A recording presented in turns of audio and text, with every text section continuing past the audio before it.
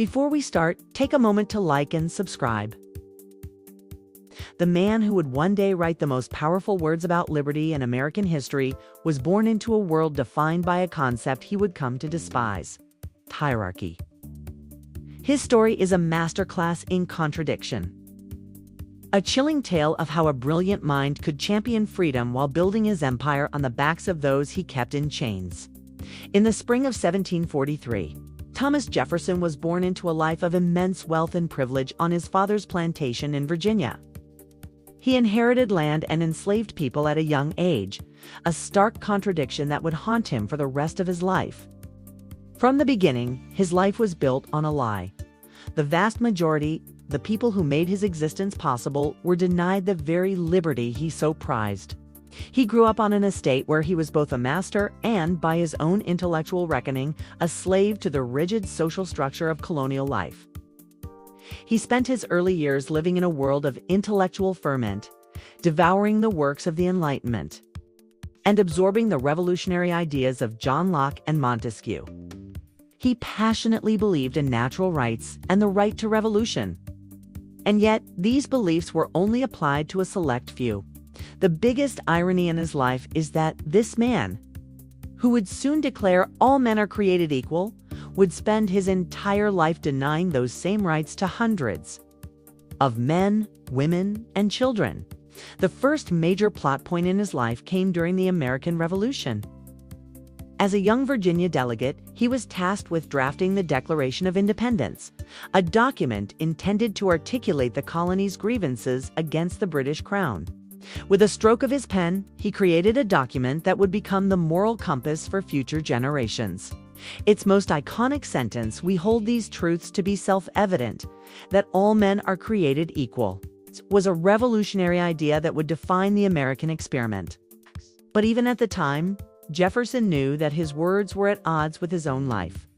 While he wrote of a human right to life, liberty, and the pursuit of happiness, he had already enslaved people in his possession and would acquire more throughout his life. This contradiction wasn't lost on others. Many of the founding fathers who signed the Declaration were also slaveholders. Yet it was Jefferson, the principal author, who most starkly embodied the hypocrisy.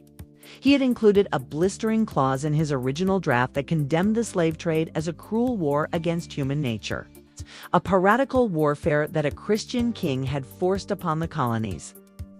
But this powerful passage was removed by the Continental Congress, as it was seen as too inflammatory and would offend the delegates from the southern colonies. The decision to strike this section was a moment of profound compromise, highlighting the deeply embedded role of slavery in the new nation's economy and cultural reality. Jefferson, for all his revolutionary rhetoric, could not escape. He came to power as a champion of the common man, a man who believed in a small government and an agrarian society. He made the Louisiana Purchase, a massive acquisition of land that nearly doubled the size of the United States for a mere $15 million. This deal, while widely celebrated, was a stunning contradiction to his core political philosophy.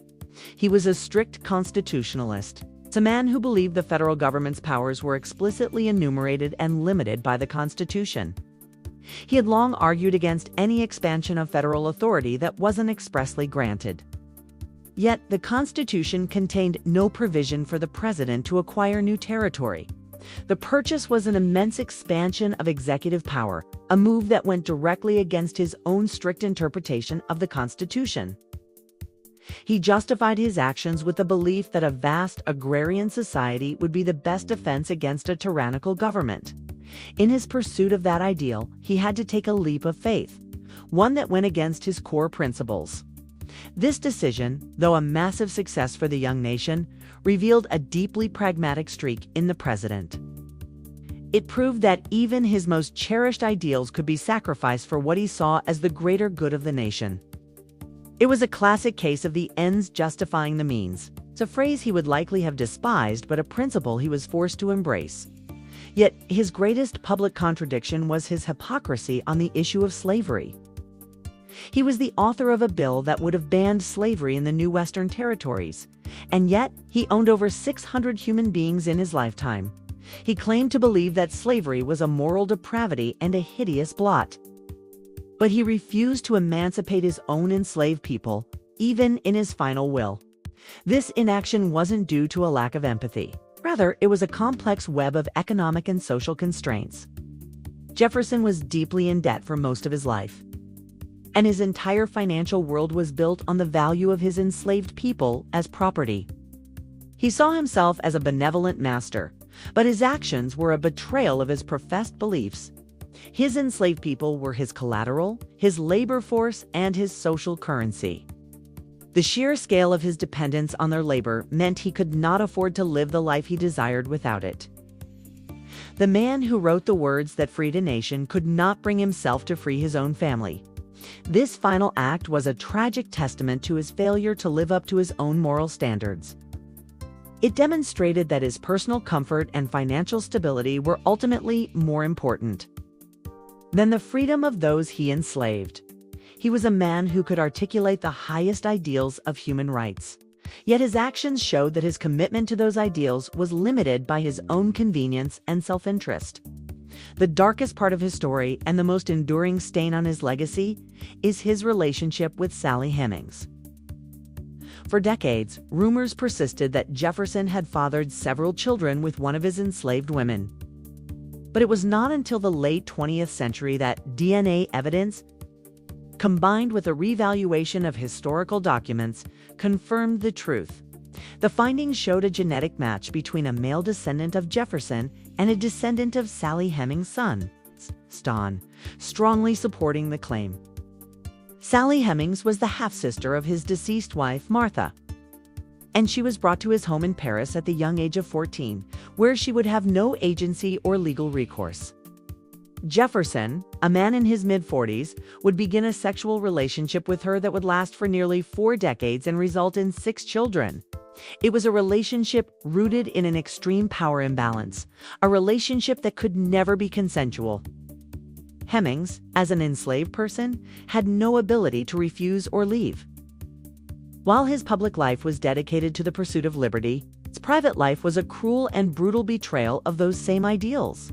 He would write letters to his friends, speaking of his loathing for the institution of slavery, while his own family, his own children, were born into bondage.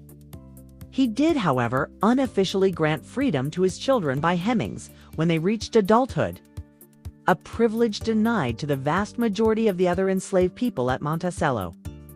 This act, while seeming benevolent, only underscores the hypocrisy. He was willing to free his own offspring, a choice driven by familial ties, but was unable or unwilling to extend that same humanity to all the enslaved people who made his life of privilege possible. In the end, his life was a testament to the powerful and insidious nature of contradiction.